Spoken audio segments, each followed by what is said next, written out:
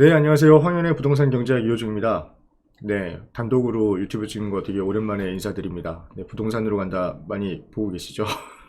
네, 어쨌든 이제 좀 있으면 명절인데 모두들 건강 유의하시면서 고향길 잘 다녀오셨으면 좋겠고, 오늘 단독으로 이제 저도 휴가 가기 전에 준비한 내용을 말씀드리고자 하는데, 얼마 전에도 저희 부동산으로 간다 주제로 나왔던 국토부 장관님께서 이제 집값이 하향세로 접어드는 것 같다는 내용 관련해서 실제로 자료나 뉴스를 첨부해서 진짜로 집값이 이제 어느 정도 잡히고 있는지, 그리고 향후에 전망은 어떻게 될 건가, 그리고 항상 누차 말씀드리지만 의식주 중에 하나인 이 집이 없으신 분들한테는 어떤 우려스러운 상황이라든가 기대할 만한 일이 있는지 그 부분을 복합적으로 살펴보는 시간 가져봤으니까 오늘도 좀 즐겁게 시청해 주시길 바라겠습니다. 네, 시작하겠습니다.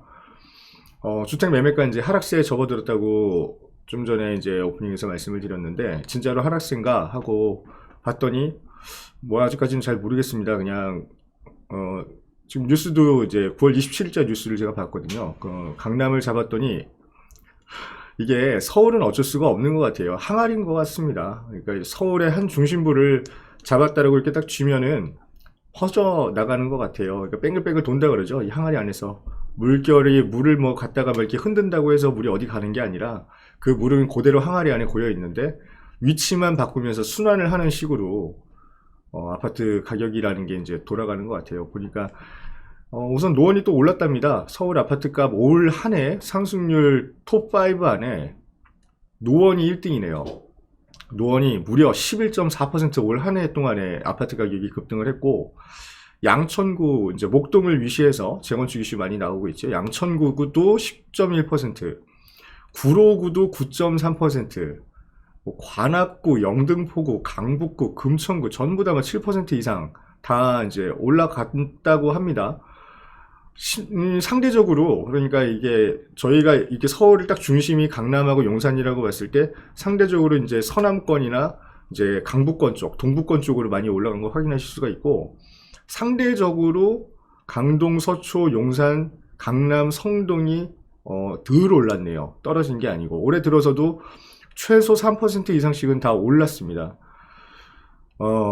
이게 결국에는 이 갭 투자도 못한다, 대출도 안 해준다, 이렇게 온갖 규제들이 많잖아요. 그리고 임대차법 때문에 이제 전세 시장도 불안해지고 하니까 이러다가는 전세도 쫓겨날 것 같고 내 집도 못 살 것 같다 하는 이제 분위기는 계속 아실 겁니다. 그런 분위기 때문에 상대적으로 내가 여력이 되는 대로 집을 살 수 있는 지역으로 가자 해서 올라간 데가 아직까지는 저평가받고 있었던 우리가 외곽 쪽에, 서울 외곽 쪽에 있던 아파트들이라고 볼 수 있을 것 같습니다. 드릴 말씀은 없고요. 그래서 직접 이제 저도 KB시세 이제 매매 가격 동향 자료를 확인을 해봤는데, 내려간 거는 아닙니다. 내려간 게 아니고 변동이 있잖아요. 이렇게 쭉 올라가던 게 한 45도 각도로 올라가다가 지금 한 20도 정도로 내려왔어요. 전체적인 상승폭이 지금 변동률 보시면 아시겠지만 가격지수 변동률이 2% 이렇게 올라갔고, 전체 아파트뿐만이 아니라 단독주택 연립 다세대 이런 매매 가격까지 합쳐서 보더라도 이번 달에만 이제 1.42%가 올라갔는데, 최근 들어서 조금 주춤한 거는 맞는 것 같습니다. 한 0.12% 정도가 둔화가 됐어요. 근데 웃긴 게 제가 이거 실거주 시장이 중요하다고 말씀드렸잖아요. 이게 실거주 시장이라는 게 이제 갭 투자랑은 전혀 상관없는 전세 시장을 말씀드리는 건데, 전세 시장의 아파트 전세 가격 상승률이 지금 2.09%, 그리고 다세대 통틀어 가지고 전체 주택 시장이 1.59%, 그러니까 굉장히 많은 상승 지금 보이고 있는 상황이라고 볼 수 있습니다. 갭 투자 하지 말라고 규제책도 많이 쏟아냈고 대출도 못하고 지금 취득세부터 2주택 이상은 8% 이상 이렇게 부과를 하고 있는데, 이 시국에 왜 자꾸 누가 집을 사는 거냐 궁금해 하시는 분들 많으실 겁니다. 근데 또 들어보기도 많이 들어보셨을 거예요. 요새 영끌이라는 그 영혼까지 끌어모은다 그래가지고 영끌로 집을 산다라고 하는 유행어가 생길 정도인데, 그 영끌의 주인공 아시다시피 30대입니다. 30대가 왜 그럼 영끌의 주인공이 됐을까? 우선은 사회 진출했잖아요. 이미 30대가 넘으면 그냥 부모님이랑 자연스럽게 이제 분리를 하는 그 수순이 이제 대부분이고, 그 30대 분들 혹은 또 20대 중반부터도 사회 진출 빨리 하시는 분들 같은 경우는 당연히 독립세대로서 이제 생활을 하고 계시겠죠. 근데 나가 보니까 집이 없죠. 주택거래 현황에 보니까 19년, 20년 8월까지 서울의 갭투자 7만 1,564건 중에 30대가 2만 거의 2,000건 정도로 30%가 넘었답니다. 연령대로 봐서는 가장 큰 비중을 차지하는 게 30대라고 볼 수 있겠고요. 20대도 5.5%나 갭 투자를 했답니다.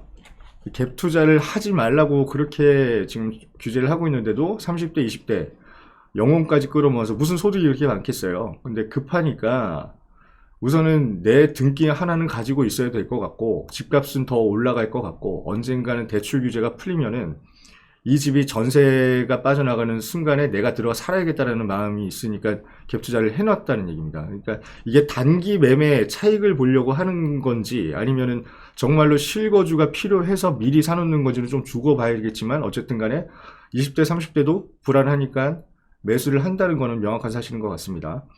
이게 심지어는 6.17 대책이라고 있었잖아요. 이 대출 얻어서 갭 투자하지 마라. 대출 회수하겠다. 6개월 이후에 대출 회수하겠다라고 이제 강력한 대책까지 나온 이후에 더 오히려 젊은 사람들이 많이 움직이고 있다. 이런 뉴스가 나와 있습니다.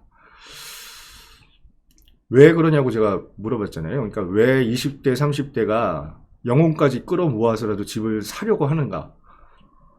대안이 있으면 이렇게까지 달려들진 않을 것 같아요. 제가 볼 때는.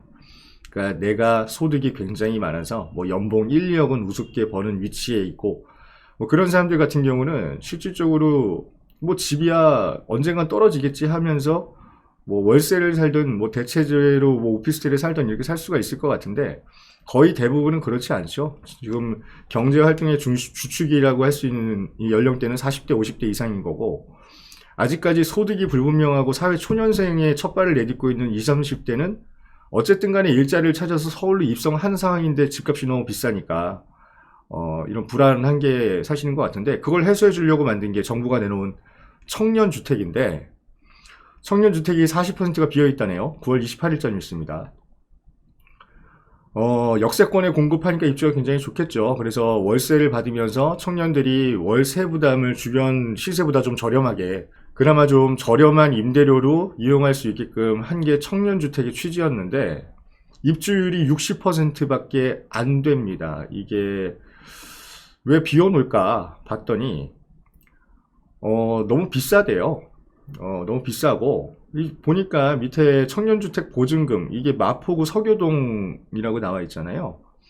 신혼 민간임대 청년주택 보증금이 1억 3,760만원에 월세가 66만원인데, 인근의 마포 한강 푸르지오 2차 오피스텔인지 모르겠습니다. 보증금 1,000만원에 월세 105만원이라 그러면 누가 LH에서 제공한 청년주택의 살까를 생각을 해봐야죠. 그 옆에 명지 한강 빌드웰이라는 데는 보증금 1,000만원에 월세 75만원이니까 보증금이 1억 3,760만원짜리 들어갈 건지 1,000만원에 75만원 살 건지 이거 결정하는 건 그렇게 어렵지 않을 거라고 보이거든요.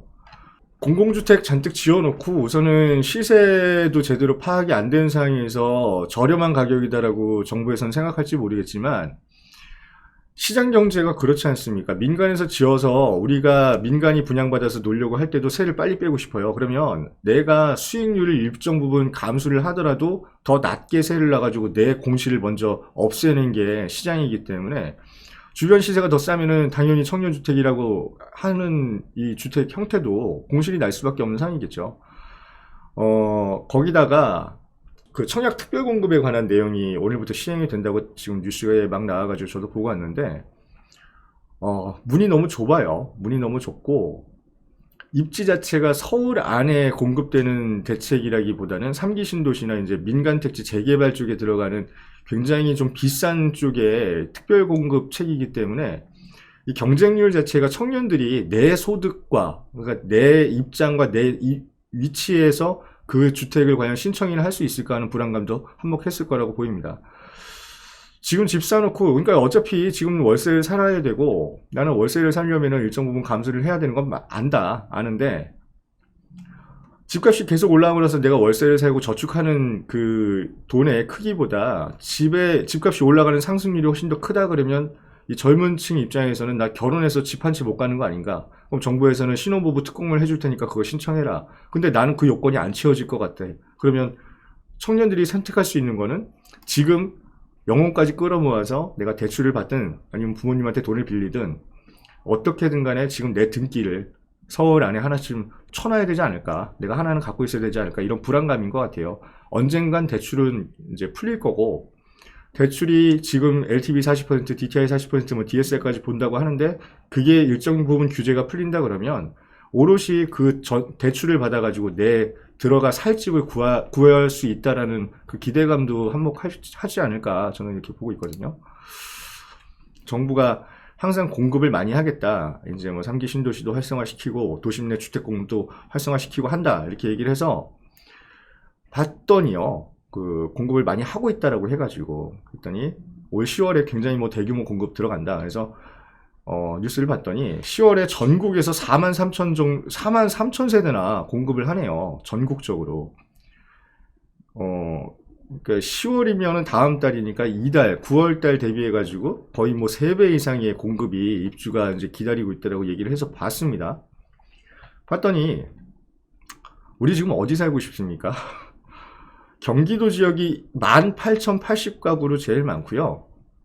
충남이 7,000세대 정도 되고 인천이 3,700, 경북 3,030, 대구 2,400, 충북 2,400, 부산 1,500, 대전 1,100, 전북 1025. 서울 어디 있습니까? 서울에 다음 달에 당장 입주할 수 있는 물량이 어디 있는지 저는 모르겠고요. 이것도 요지에는 얼마나 들어가는지 또 파악을 했더라고요. 밑에 보니까 대곡역, GTX 노선 들어간다고 대곡 역세권 개발지 인근인 것 같습니다. 거기에 기존에 있던 조합원 물량을 제외하고 일반 물량을 보니까 대곡역 인근에 신규 공급이 254가구. 많은 거 같지는 않은데요. 의정부에 207가구. 네. 그리고 지금 남양주 별내에 740가구. 여기 좀 많이 들어가네요. 서울 전체에 522가구가 신규 입주를 합니다. 이게 일반 분양이 아니고요. 조합원 분양까지 포함입니다. 이거 신규 공급 폭탄이라고 뭐 이달보다 3배 많이 다음 달에 예정되어 있다고 지금 홍보할 만한 얘기인지는 잘 모르겠습니다. 그러니까 이런 식으로 해서 집값이 떨어질 거라고 기대하는 거가 저는 더 좀 아이러니한 것 같습니다. 다음 뉴스 보니까 더 우울하죠? 이러니까 영끌을 하지 라는 제목입니다. 서울의 청약 경쟁률이 서울입니다. 평균 68대 1이네요. 역대 최고치를 갱신을 했고요. 계산을 밑에서 해봤어요. 예, 해봤더니 이 30살 이후부터 무주택을 쳐주거든요. 그러니까 만 30세 이전에는 청약통장을 뭐 20년을 붙든 30년을 붙든 간에 다 가정에서 제외지고 만 30세부터 1년차 되는 해부터 무주택 1년차를 인정을 해주는 지금 시스템인데 계산을 해봤습니다. 만 39세고요. 제가 만약에 그리고 주택이 아무도 없어요. 그리고 애가 둘이 있고 와이프도 있고 그럴 때 청약통장 만기는 이제 15년이니까 꽉 채웠고 무주택 뭐 10년째 채웠고 부양가족 3인이니까 저 포함해서 4인이니까 계산 딱 해봤더니 받을 수 있는 최고 가점이 57점이네요. 57점인데 50점이 그러니까 제가 이때까지 15년 동안 이 청약통장 꼬박꼬박 부어놨고 그 다음에 무주택으로 10년을 살았고 그 다음에 애를 둘을 낳아야만 57점이고 이때까지 버티고 있어야 되는데 이 점수 쌓아놓으신 30대 시청자분들이 몇 분이나 되신지 모르겠습니다.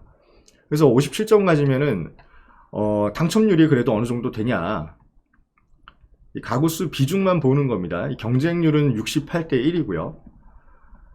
뭐 이게 되게 우울하긴 한데요.